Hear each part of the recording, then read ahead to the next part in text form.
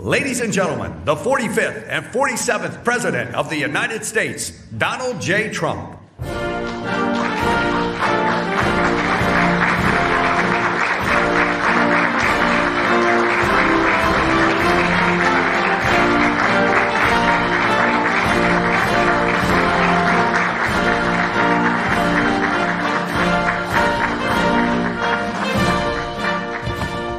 Well, thank you very much. It's been a pretty wild time, but it's going very well. Sit down, please. And tremendous progress has been made, as you're probably seeing just by watching. We're doing something. I built the military and rebuilt it and made it really strong in my first administration, along with a lot of other things we did. We had a great first term. And now we're using it. Unfortunately, we have to. But you're seeing how great it is. There's no military like it on earth, not even close. And we're doing very well in Iran. You see the result. And it's been amazing. We've knocked out 42 Navy ships, some of them very large, in 3 days. That was the end of the Navy. We knocked out their Air Force. We knocked out their communications, and all telecommunications is gone. I don't know how they communicate, but I guess they will figure something out. It's not working out too well. And they're bad people. They're just bad people. When you look at October 7th and beyond October 7th, look at all the killing that they've done over the years, for 47 years. And this had to be done. They were very close to a nuclear weapon. They would have had one if we didn't do our B-2 hit, Midnight Hammer. They would have had it 8 months ago. They would have had a nuclear weapon, and, you know, they're crazy, and they would have used it. So we did the world a favor. And they said, well, how are you doing on a scale of 0 to 10? How are you doing with the attack? And I said, about a 15, I would say, with 10 being the best. But it's something that had to be done, and we're doing it well. And I want to thank everybody involved. I'll be going right after this. I'll be leaving for Dover, very sad situation, to greet the families of the heroes coming home from Iran, coming home in a different manner than they thought they'd be coming home. But they're great heroes in our country, and we're going to keep it that way. There's always, when it comes to war, there's always that. But we're going to keep it to a minimum, I think, Pete, and going to be a service that we're really providing, not for the Middle East, but for the world. These were sick people, very sick people. This morning, I'm honored to welcome distinguished heads of state from across the Western Hemisphere for the first Shield of the Americas Summit. And it's something very, very special. Marco's been working on it very hard, so have a lot of other people, because it's a very important place for us. It's nice to be home. It's very, very important. You know, we go all over the world, 9,000 miles away, 12,000 miles away. I said, how long is this flight? Sir, this flight is 19 hours. I said, oh, that's great. I said, now I have flights that last for 2 hours. I like that better. Much better. But on this historic day, we come together to announce a brand new military coalition to eradicate the criminal cartels plaguing our region. And you have a lot of it. One of the things when we were talking backstage, you were telling me the crime, the cartels, and we're knocking the hell out of them where we can. We're going to go heavier. You saw what we were doing with the boats coming in. The boats, there's not a lot of people coming in by boats anymore. We knocked down drugs coming in by sea. Drugs coming in through water is down 96%. We're trying to find out who the other 4% are, because I think they're the bravest people in the world. Either that or they don't watch television, right? They're either very brave or they're not watching. But we're calling this military partnership the America's Counter Cartel Coalition. And that's what you need. You have cartels. They seem to grow in this region unbelievably rapidly. It has to do with drugs largely. Earlier this week here in Miami, Secretary of War Pete Hegseth, who's right here. Pete, you're fantastic, doing a great job. We're proud of you. And representatives of 17 different nations formally entered this new alliance. The heart of our agreement is a commitment to using lethal military force to destroy the sinister cartels and terrorist networks once and for all. We'll get rid of them. We need your help. You have to just tell us where they are. We have amazing weaponry, as you probably noticed over the last short period of time. But I want to thank members of the coalition, most of whom are friends of mine. Few of them I just met, but most of whom are friends, many of whom I endorsed. And they took that endorsement and they went on to win big. I haven't had a bad endorsement yet, right? Yeah. He says, yes. He was happy. He was a couple of points down and went up like a rocket ship, right, in Argentina. But the president of Argentina is here, Javier Milei. Thank you very much. Thank you very much for being here. President of El Salvador, another friend, Nayib Bukele. You know, he is a man who we've gotten very close to. I saw him as a young man my first time. You were young and handsome. Now you're older and handsome. You're older and handsome. But he runs a good operation. That's all I care about, right? When I first saw him, I said, he's too young. And then I saw the job he did. I said, well, I guess he's not too young, because I was young and did well. But you've been a great president, and we appreciate the relationship very much. President of Paraguay, Santiago Peña, thank you very much. Thank you very much.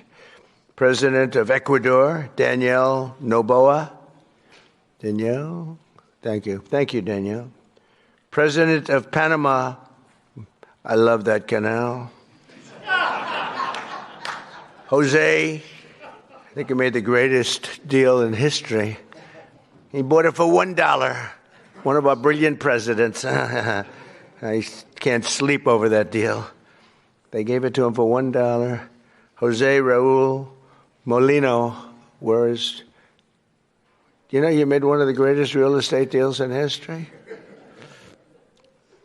Jimmy Carter, one of our great presidents, President of Honduras, Tito Esfora. Thank you, Tito. Thank you very much. Great to see you the other day. President of Guyana, Irfan Ali. Thank you. President of Bolivia, Rodrigo Paz. Thank you very much. Great people.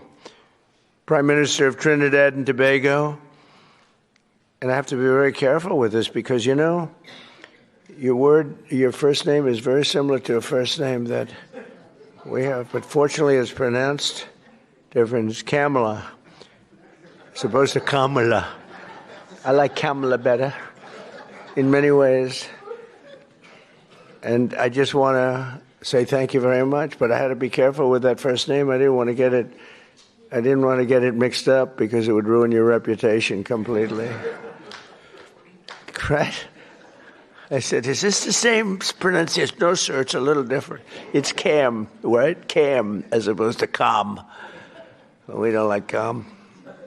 President of Costa Rica, Rodrigo Chavez, as well as the President-elect of Costa Rica, Laura Fernandez Delgado.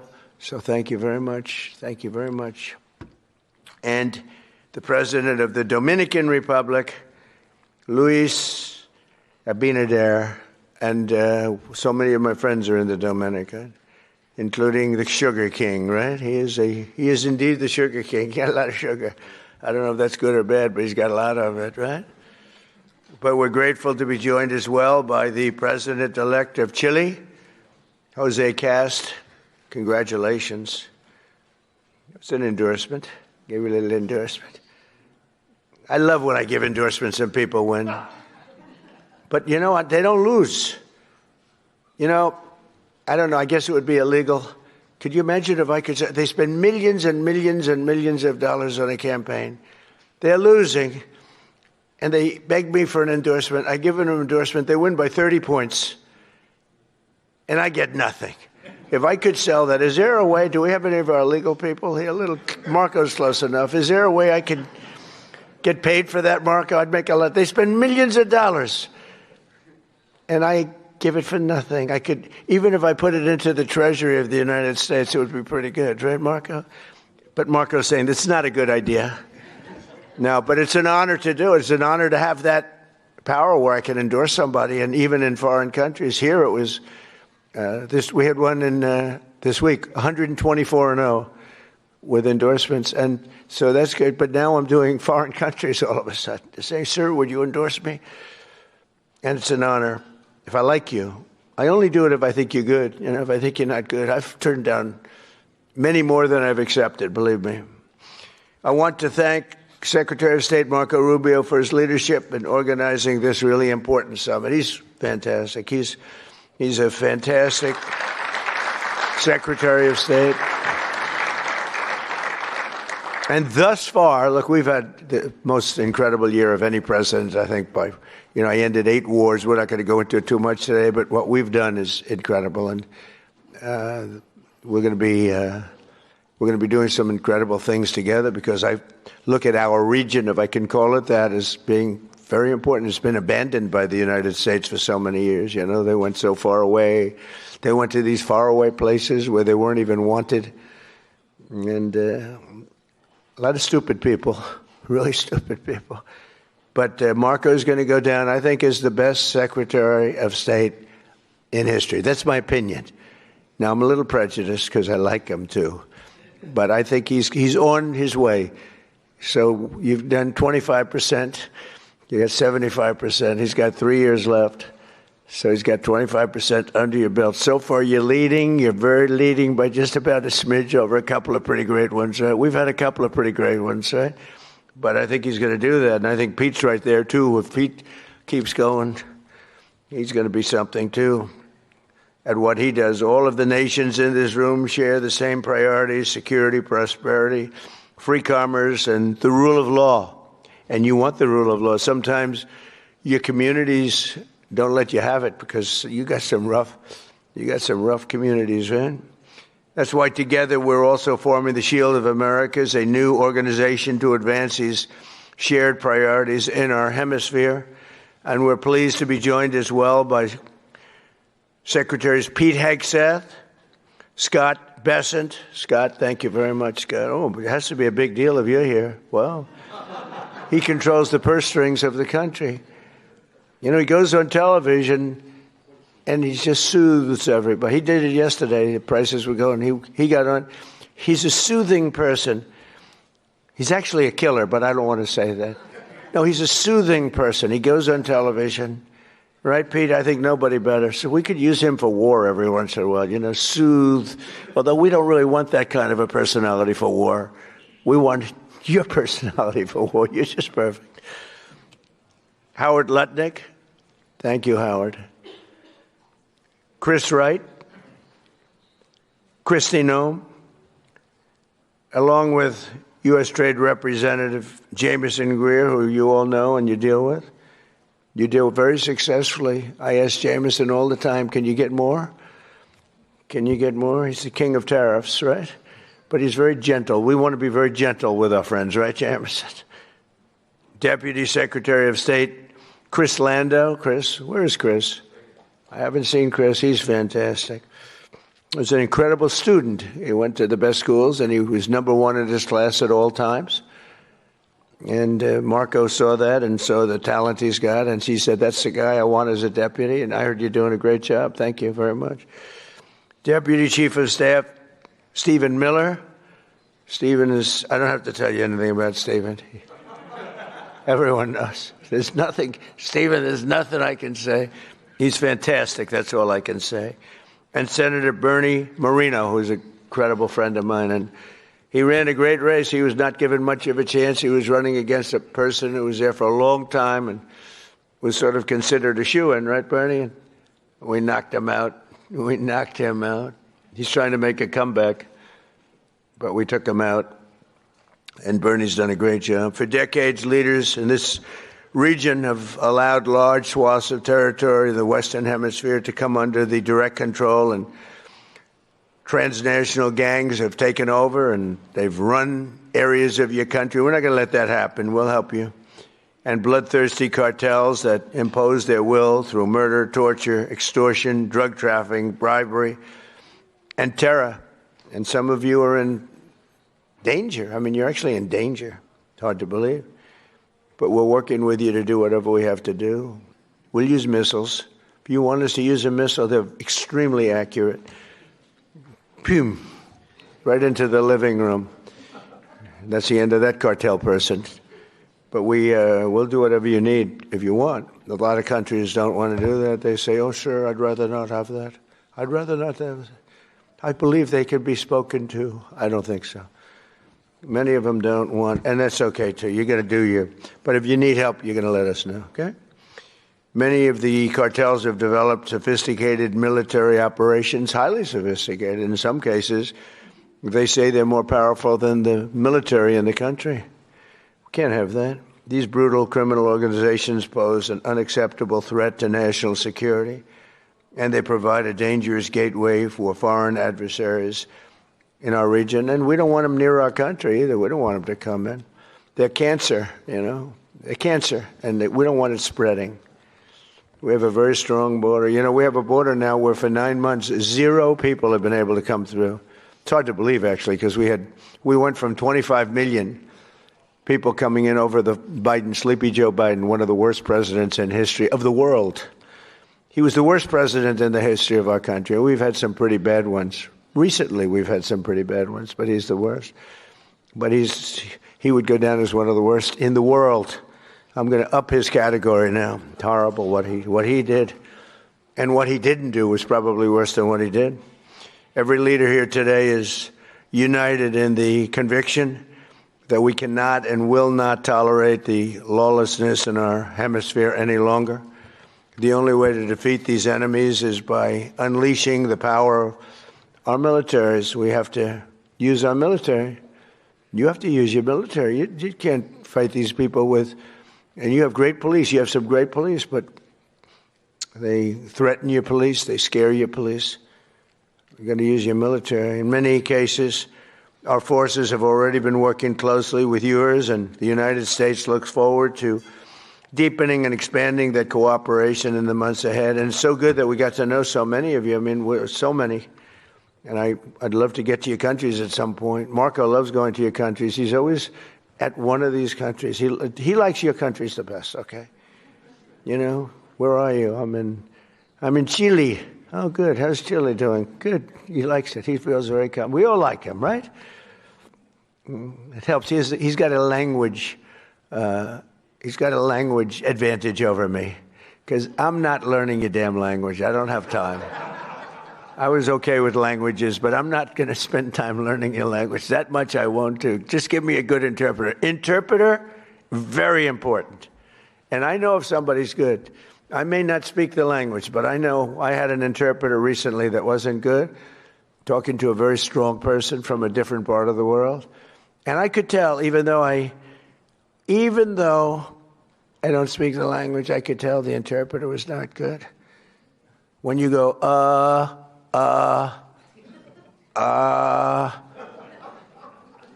when I give a long, flowing, beautiful sentence, and in this case it was a woman, and she gave it in about 1/4 the time, I said, well, their language may be efficient, but it's not that efficient. And I could also tell when I have great interpreters. Interpreters are very important. You know, you have a bad interpreter. You think you're doing well? Boy, did I do a good job talking to this one or that. Was I great when I spoke to Putin today? Was I great when I spoke to President Xi? Was I great? But if the interpreter isn't speaking right, or is weak, or is ineffective, or is just not good, or not interpreting your words correctly, in one case we had an interpreter who, when she disagreed with what we were saying, she actually changed it. We considered her a foreign minister, right? But no, the interpreter is, I talk about it all the time. Interpreters are really important. When you don't speak the language, they don't speak the language.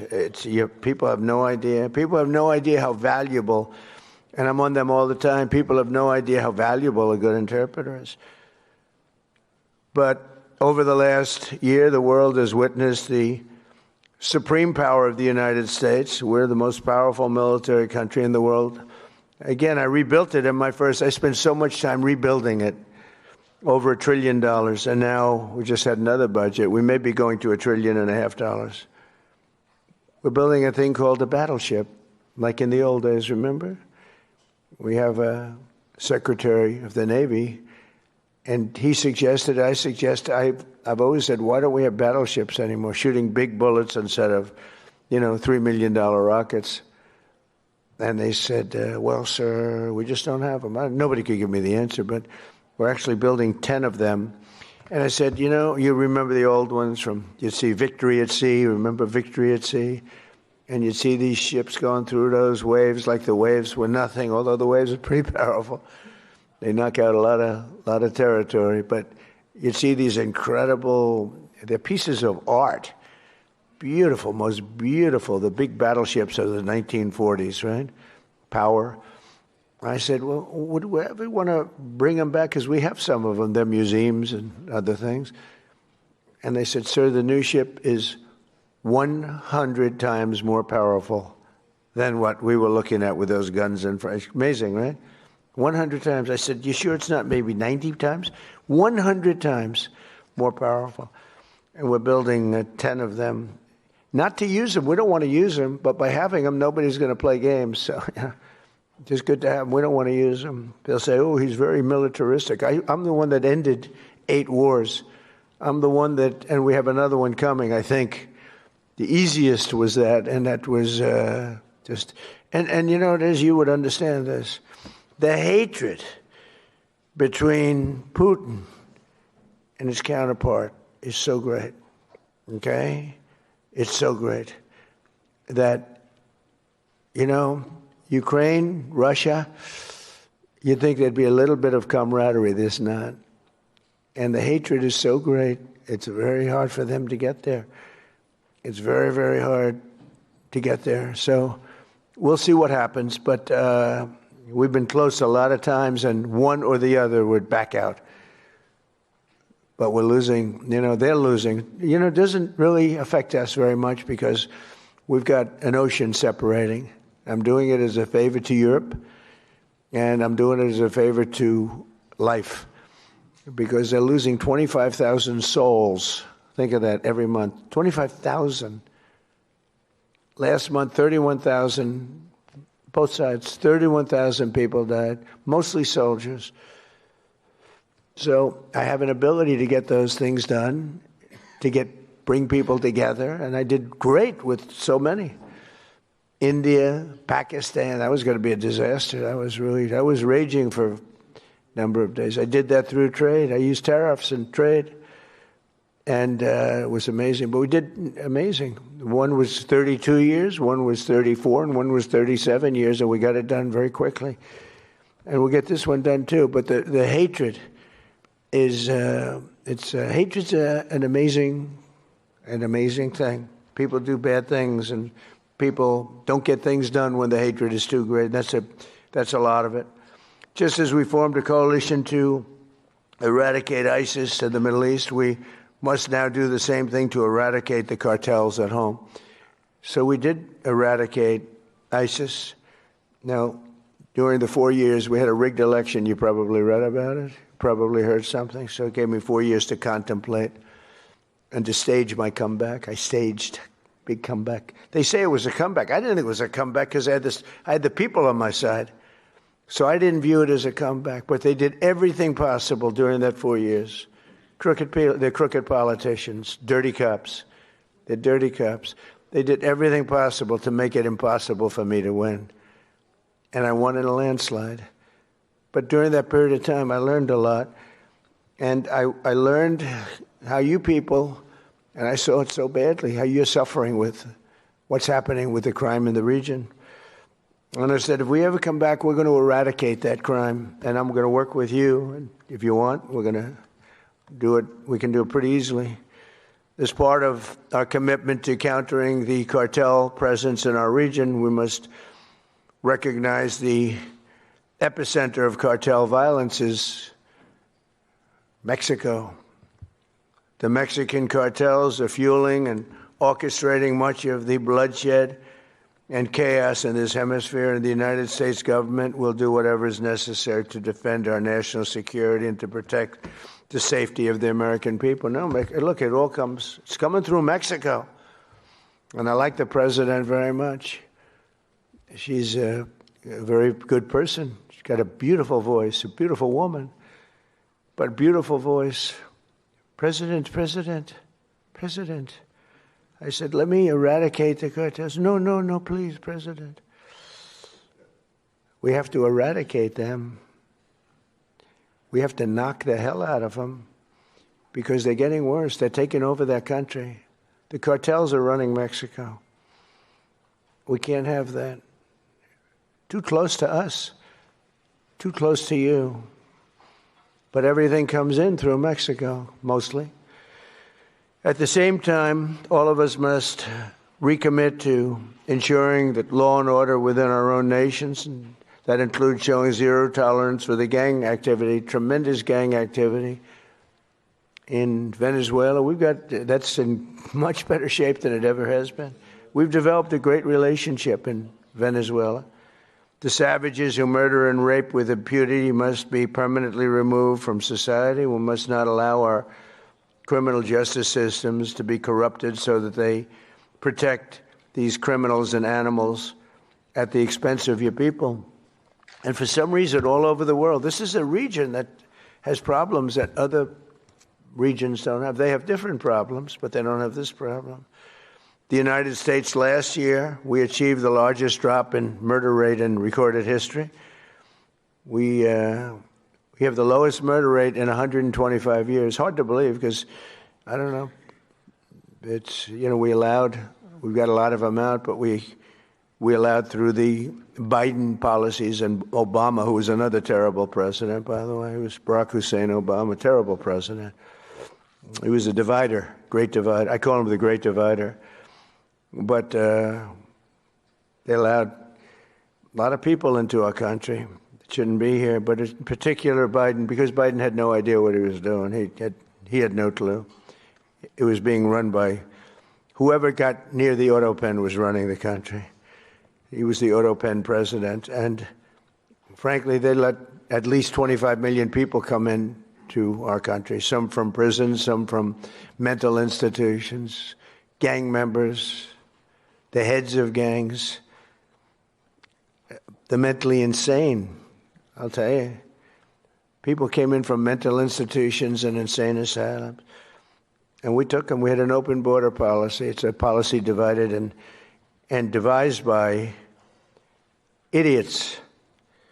But they poured into our country. So we went from the worst border in history to by far the best border. We have the best, strongest border we've ever had. We have great people that did that job. By securing our border and cracking down on traffickers and smugglers, we've reduced the fentanyl pouring across our border by 67%.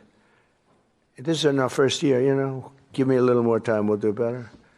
67%, which is a number that's unthinkable. You know, they say if you could do 2%, 1%, but we got it down 67%. And we got a lot of the murderers out. We had 11,888 murderers allowed in our country with this ridiculous open border policy that these eggheads put in. But we're also working closely with you on ending human smuggling and the implementing of the safe third country agreements, which are very important. In January, America's armed forces also ended the reign of one of the biggest cartel kingpins of all, with the Operation Absolute Resolve to bring outlaw dictator Nicolas Maduro to justice in a precision raid that nobody's ever seen anything like it. This was in a very powerful military base, fort.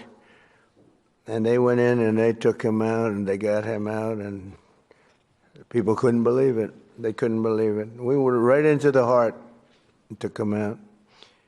And it was nasty. It was about 18 minutes of pure violence.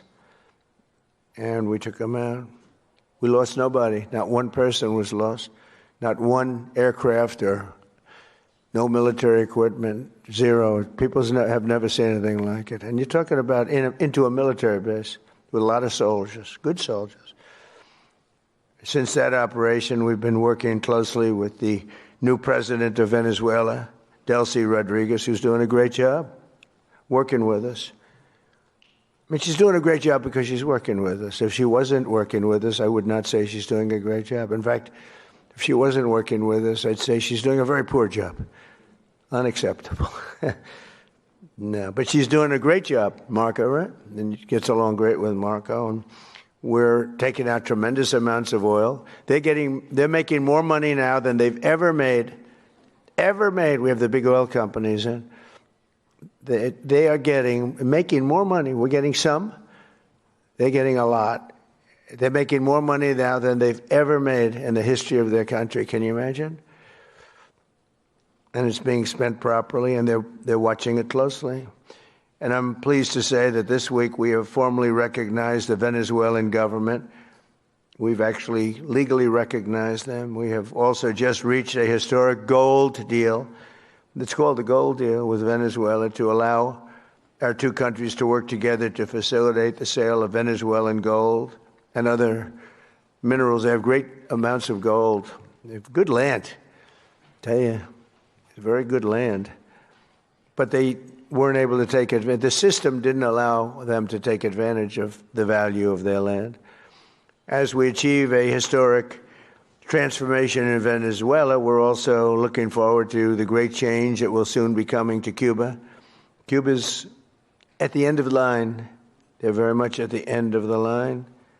They have no money. They have no oil. They have a bad philosophy. They have a bad regime that's been bad for a long time.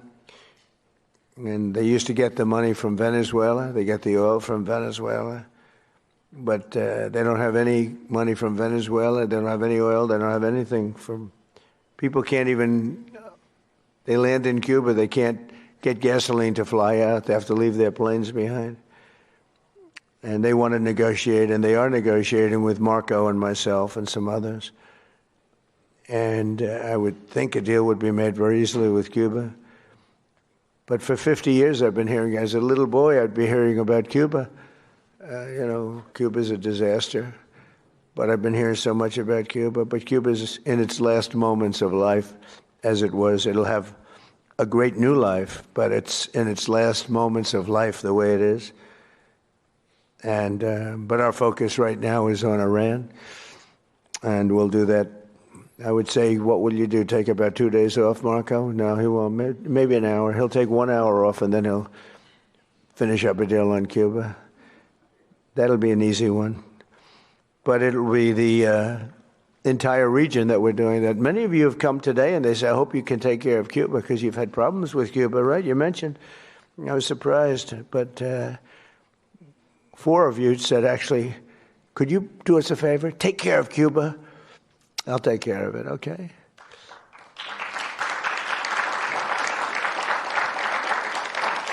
So, and as these situations in Venezuela and Cuba should make clear under our new doctrine, and it is a doctrine, we will not allow hostile foreign influence to gain a foothold in this hemisphere. That includes the Panama Canal, which we talked about. We're not going to allow it. And together we'll protect our sovereignty, our security, and our cherished freedom and independence. And just in finishing up, the nations gathered here today are filled with unlimited potential. You have tremendous potential.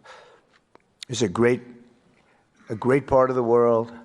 But to fulfill that tremendous potential, we must smash the grip of the cartels and criminal gangs and horrible organizations run by, in some cases, absolute animals, and truly liberate our people. And some people are afraid to do it because they've gotten such a foothold. But I think you can get out of that, and we'll work with you if you need.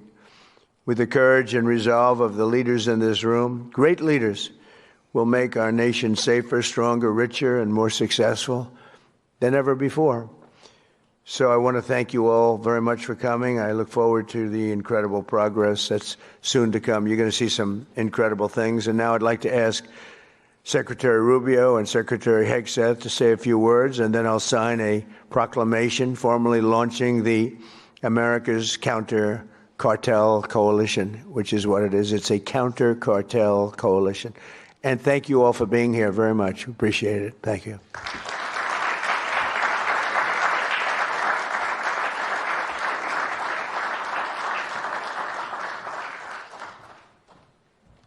Thank you, Mr. President. I want to thank all the leaders that are here today. I'll be very brief. First of all, Mr. President, thank you for making this region a priority. We've had successive American presidents say that the Western Hemisphere is going to be a priority, and they never do it. And the President has made it a personal priority. He's also a president of action. It's why I believe he will go down as the most historic figure, one of the most historic figures in American history, and certainly of the last 100 years, because of what he has been able to do and is doing right now with the Western Hemisphere. Thank you for your bold leadership. It's an honor to be able to serve in your administration. And, Mr. President, 2 points I want to make. The first is we have a lot of allies around the world, and we are grateful for our allies. And the countries represented here today, all 12 of the leaders here, are allies. But they're more than allies. They're friends. At a time when we have learned that oftentimes an ally, when you need them, maybe may not be there for you. These are countries that have been there for us, and these are leaders that are not just allies, they are friends. And they are always willing to work and cooperate with the United States, and we're grateful to them.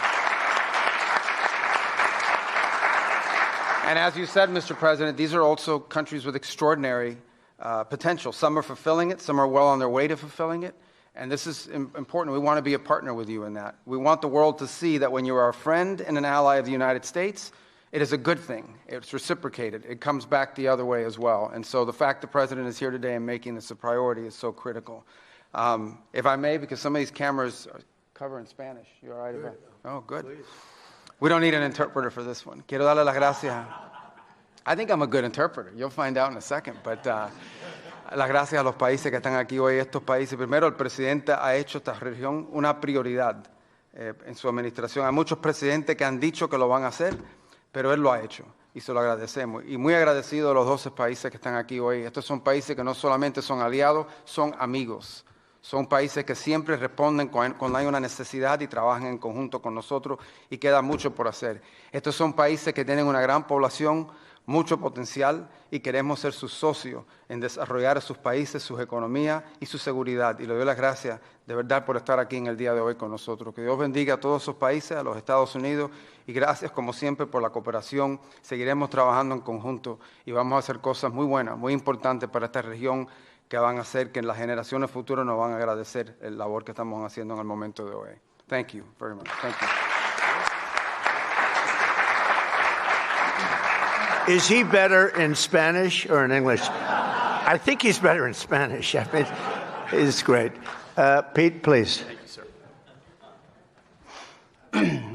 Mr. President, I only speak American. Speak Cuban. Well, Mr. President, it's an honor to be here and to establish in this hemisphere peace through strength. For far too long, our country's gaze was only on borders in far-flung places.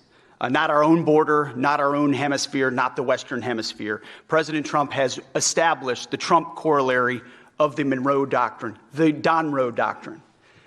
And the War Department is implementing it as fast as we can. In fact, 2 days ago, Mr. President, we launched 18 countries were signatories to the America's Counter Cartel Coalition, ACCC, which is not just an organization that's going to hold conferences and release white papers. That's not what we exist to do. It's an action coalition of like-minded countries who are going to bring their capabilities to bear with American leadership at the forefront to ensure we attack and get after this cartel challenge, which for far too long we have accepted as some new normal in our own countries. President Trump and the American people rejected that in our own. We don't have to live with communities flooded with drugs or violence or cartels and gangs. We can seal our border, and we have to for our citizens.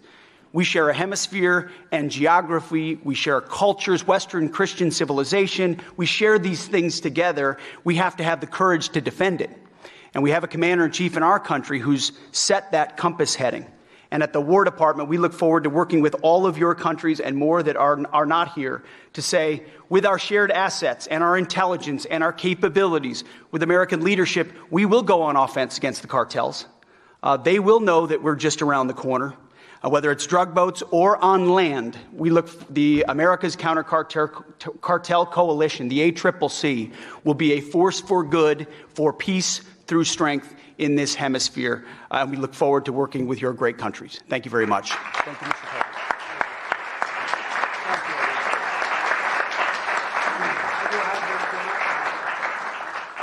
Would you like to come up and surround us here? Thank you.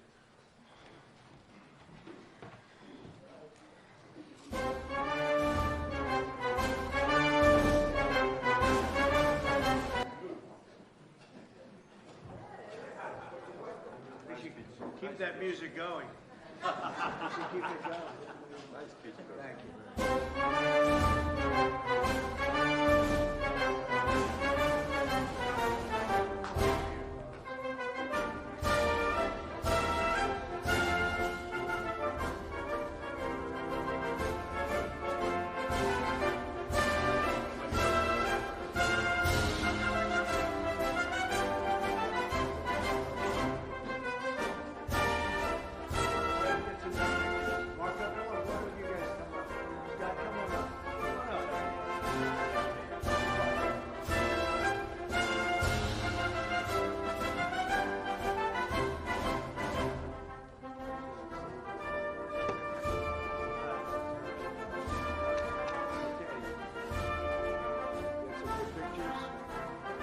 The election.